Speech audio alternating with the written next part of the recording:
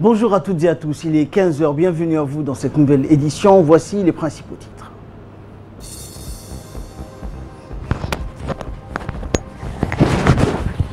Réunion du comité technique du projet intégré de résorption des bidonvilles, conduit donc par le ministère du Logement.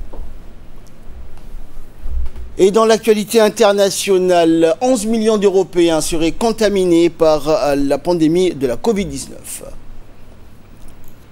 Bonjour à tous, nous entamons cette édition par ce communiqué qui nous émane du ministère des Affaires étrangères et qui dit, je cite, « Le gouvernement de la République de Djibouti a appris avec tristesse et consternation la mort de 32 personnes civiles en Éthiopie dans un conflit intercommunautaire. Djibouti adresse ses plus sincères condoléances aux familles des victimes, au gouvernement et au peuple éthiopien dans son ensemble. » Fin du communiqué. Nous vous le disions il y a quelques instants, une réunion du comité technique du programme Zéro Bidonville s'est tenue au Palais du Peuple aujourd'hui, organisée par le ministère du Logement qui est le maître d'ouvrage du programme PZB. La réunion a vu la participation de la ministre du Logement, Amina Abdi Aden, de la ministre des Affaires sociales et des Solidarités, Mouna Ousmane, du ministre de l'Urbanisme, de l'Environnement et du Tourisme, Mohamed Abdelkader Moussa Helem, de la maire de la ville de Djibouti, Fatouma Awale, du préfet de Djibouti, Ousmane Bilé, ainsi que de hauts cadres des départements sectoriels qui interviennent dans la mise en œuvre du programme. L'objet de la réunion a porté sur le suivi et l'état d'avancement à mi-parcours du premier volet d'opérationnalisation du programme Zéro Bidonville, qui est le projet de résorption des bidonvilles mené à Balbala Ancien.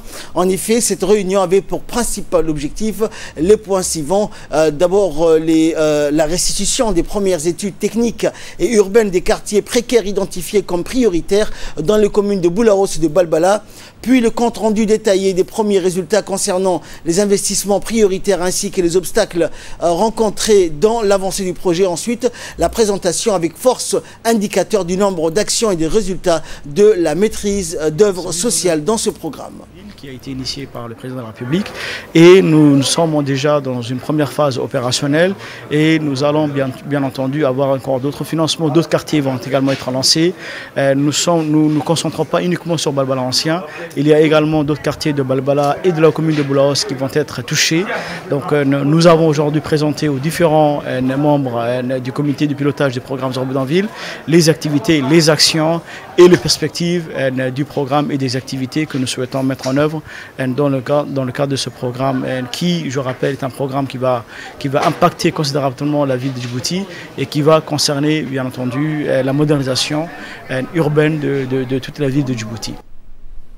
Écoutons à présent l'intervention du ministre de l'Environnement, de l'Urbanisme et du Tourisme, M. Mohamed Abdelkader Moussa Helem.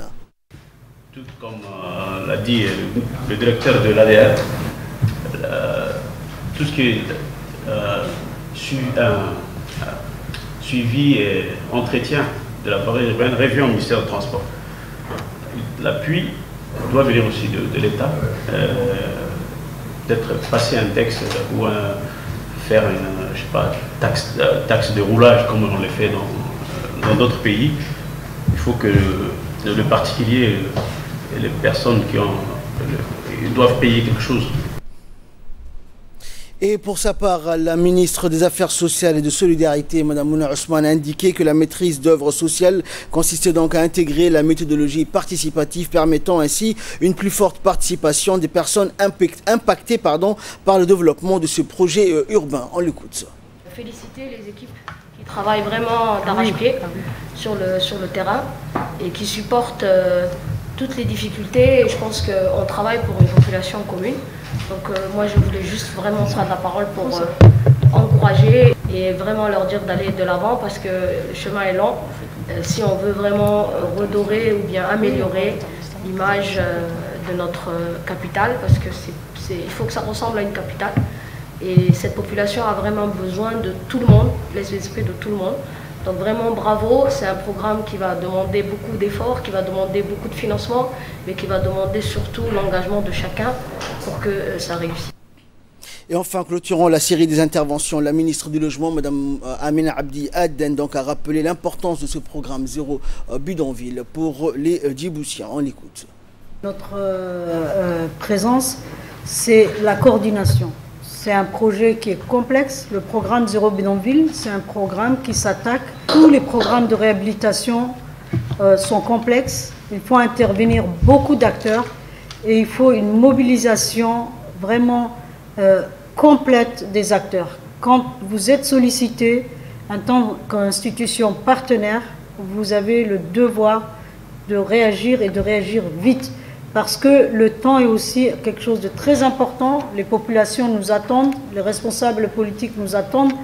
Ce programme a pour ambition de modifier les conditions de vie des populations qui sont dans ces quartiers-là. Donc si on traîne, ça veut dire qu'on n'arrive pas à satisfaire leurs attentes. Et c'est pour ça que nous avons une responsabilité particulière tous, que ce soit les ministres, que ce soit les directeurs, que ce soit les techniciens, que ce soit les élus. Tout le monde doit être impliqué. Et j'appelle aussi la population, Madame la maire est là, ils sont proches de la population, la préfecture est constamment aussi sollicitée, et je les remercie tous les deux. Mais la population doit s'approprier les équipements et les infrastructures qui sont réalisées. Il faut que la population se sente concernée et c'est à nous d'expliquer que c'est dans leur intérêt. Quand on leur dit on vient changer votre mode de vie parce qu'il n'était pas convenable, il faut qu'il soit accepté par la population. Dans l'actualité également, un atelier de présentation des résultats de l'enquête de prévalence d'handicap s'est tenu ce matin au Palais du Peuple. Et cet atelier qui a vu la participation du directeur général de l'Agence nationale des personnes handicapées, de Ali Serid, de la maire de la ville de Djibouti, de la représentante du PNUD, Fatima Al-Cheikh, et du président des réseaux des personnes handicapées, le directeur multilatéral au ministère des Affaires étrangères, ainsi que des représentants des ministères concernés qui ont pris part à cet atelier. Cette enquête facilitera donc la mise à disposition d'une base solide de données de référence et comparable à l'échelle nationale et internationale, et il permettra d'améliorer la situation socio-économique des personnes handicapées en orientant les politiques de développement et en favorisant la recherche des solutions aux problèmes qui se posent donc aux personnes handicapées. Notre partenaire principal qui est le PNUD, à sa tête notre sœur Fatima Al-Cheikh, que au passage, je remercie infiniment de tout ce qu'elle fait, non seulement aux personnes à besoins spéciaux, mais à toutes les Djiboutiennes et les Djiboutiens à Djibouti sur la question du développement. Je tiens ici à la remercier en tant que directeur des relations multilatérales aux affaires étrangères. Et ici, je témoigne encore mon encouragement, mon appréciation pour ce que le PNUD fait à cette agence et à Djibouti en général. Je suis là juste pour dire quelques mots et exprimer au nom du ministre des Affaires étrangères notre satisfaction et notre soutien à cet atelier et à toutes les questions qui font avancer le bien-être et les objectifs de nos sœurs et frères à besoins spéciaux, à sa tête notre frère Douali. Et de son côté, le directeur général de l'Agence nationale pour les personnes handicapées de Ali Serid Mahmoud a indiqué que cette enquête a été menée avec l'INSD en collaboration avec l'ANPH et le PNUD pour recenser les personnes handicapées donc dans la ville de Djibouti et dans les régions de l'intérieur. Il a également indiqué que cette enquête a été donc bénéfique pour les personnes handicapées où qu'elles se trouvent sur toute l'étendue du territoire national. Il est l'heure à présent de retrouver l'appel à la prière d'Al-Asr. Nous retrouverons la suite de notre journal juste après ça.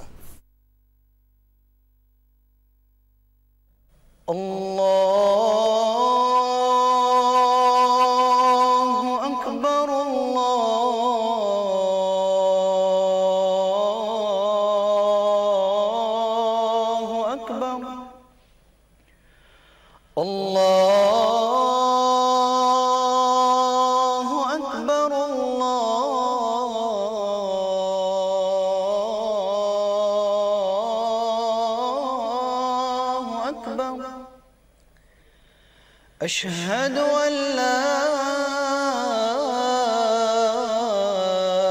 إله إلا الله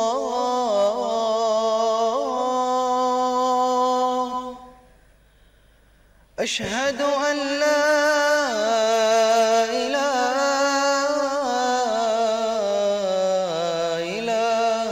إلا الله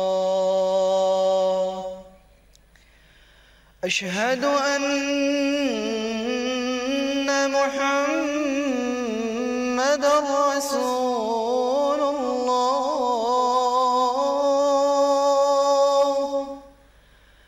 أشهد أن محمد رسول الله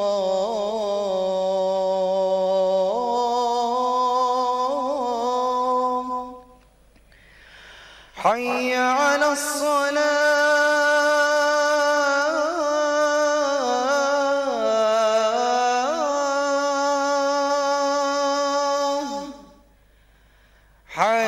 حي على الصلاة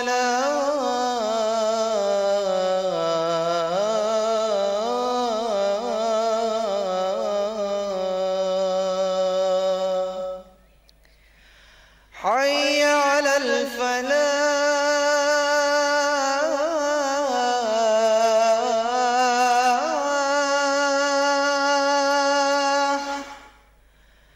حي على الفلاح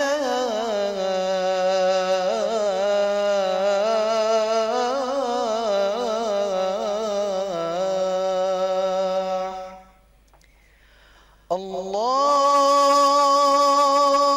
أكبر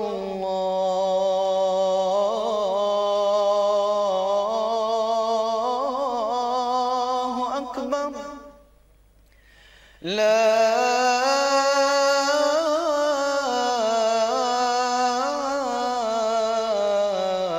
إله إلا الله اللهم رب هذه الدعوة التامة والصلاة القائمة آت سيدنا محمدا الوسيلة والفضيلة وابعثه اللهم مقاما محمودا الذي وعدته إنك لا تخلف الميعاد.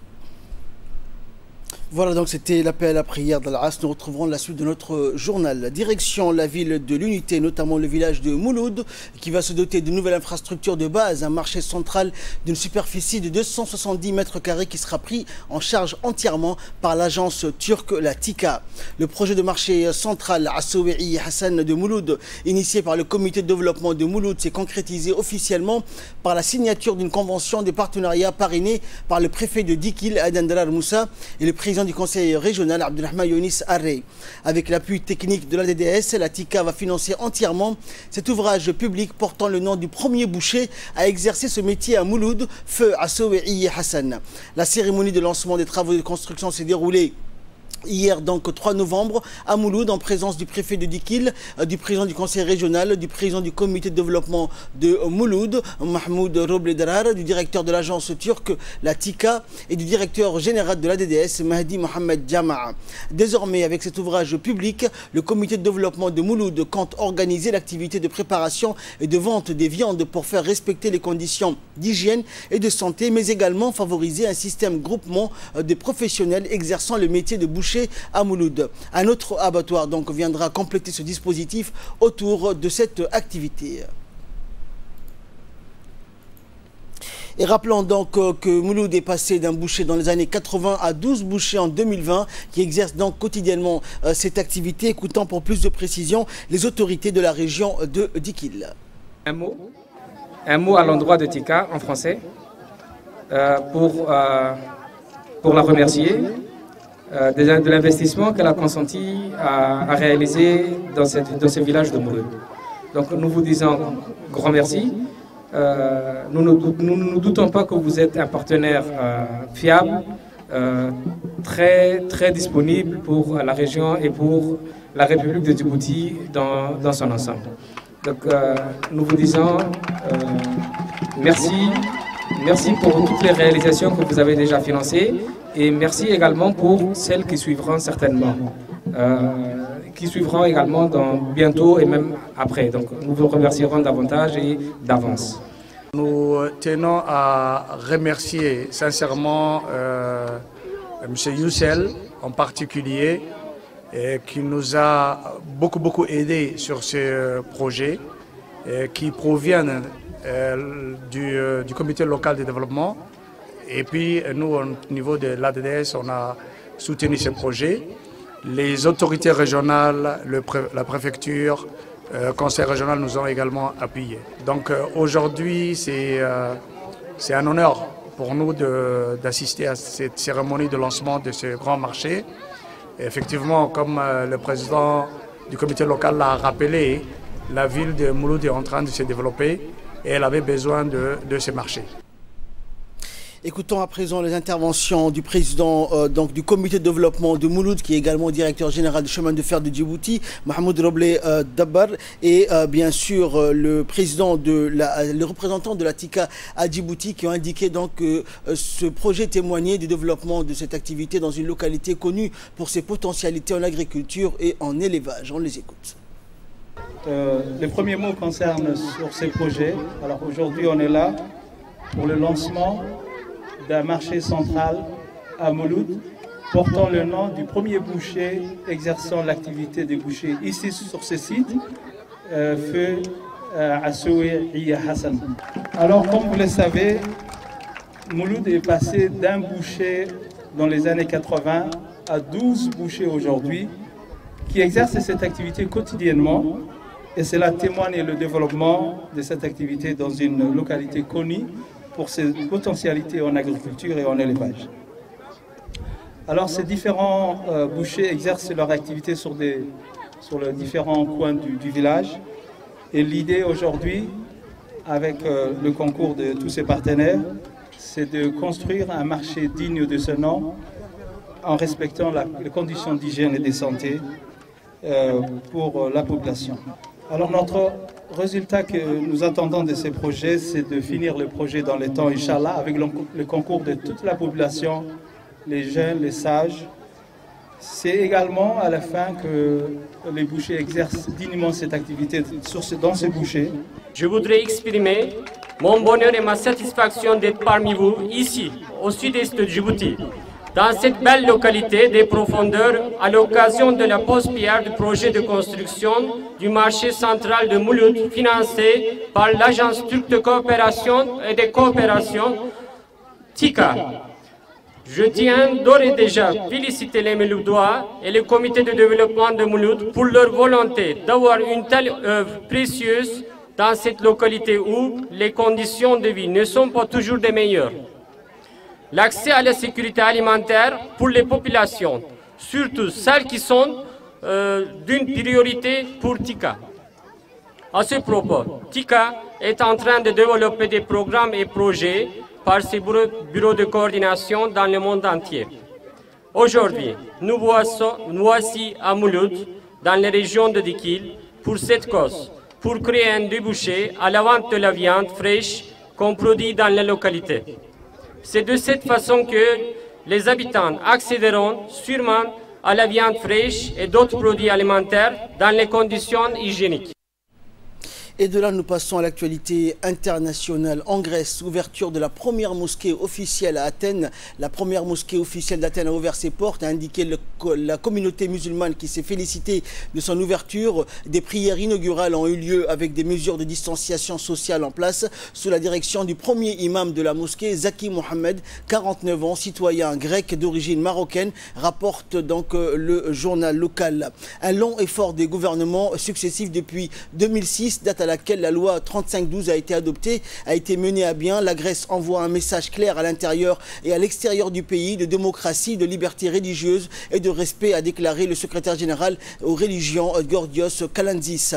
Construite avec des fonds d'État, la mosquée d'Athènes avait été terminée en fin 2019, mais son ouverture avait été repoussée en raison de la pandémie. Et concernant justement la pandémie en Europe, 11 millions d'Européens ont été contaminés par la Covid-19. La pandémie s'emballe. L'Europe compte désormais plus de 11 millions de nouveaux cas coronavirus, des Européens qui sont comptabilisés comme ayant été contaminés par le Covid-19. Un sombre cap qui entraîne de nouvelles mesures dans la plupart des 27 États membres de l'Union européenne. Les Pays-Bas ont durci leurs mesures sanitaires, annonçant la fermeture pour 2 semaines de tous les lieux recevant du public, comme les musées, les cinémas, les zoos, entre autres. Pour le gouvernement néerlandais, le nombre de nouvelles contaminations ne ralentit pas assez vite. En Grèce, certaines villes sont confinées. Le pays impose un couvre-feu, tout comme donc la Belgique ou encore l'Espagne. Et donc l'Allemagne recommande le confinement et a fermé depuis lundi restaurants, bars, installations sportives et culturelles. L'Italie, quant à elle, s'abstient pour l'heure de remettre en place un confinement, tentant ainsi de sauvegarder son économie, mais elle prépare de nouvelles mesures, un couvre-feu national de 22 h à 5 h du matin. Le décret devrait être approuvé aujourd'hui et sera en vigueur jusqu'au 3 décembre. Le gouvernement entend aussi limiter les déplacements entre les régions les plus touchées par l'épidémie et dans celles-ci, les bars, restaurants et la plupart des magasins seront obligés de fermer. Et enfin, Diego Maradona, opéré avec succès d'un hématome à la tête 5 jours après avoir fêté son 60e anniversaire. Diego Maradona a subi avec succès hier une opération chirurgicale dans une clinique privée près de Buenos Aires. Après l'intervention qui a duré 2 heures, son médecin s'est montré rassurant. L'hématome a pu être évacué avec succès. Diego a bien toléré la chirurgie. Il est réveillé et tout va bien. Il va rester en observation, a annoncé en conférence de presse le docteur Leopoldo Luque. Le médecin de l'ancien numéro 10 a toujours exclu tout lien avec l'épidémie du coronavirus qui a durement touché l'Argentine en raison de la pandémie et de sa santé fragile. Diego Maradona était confiné depuis le mois de mars. C'est la fin de ce journal. Merci à vous de l'avoir suivi. Excellent après-midi sur Télé Djibouti.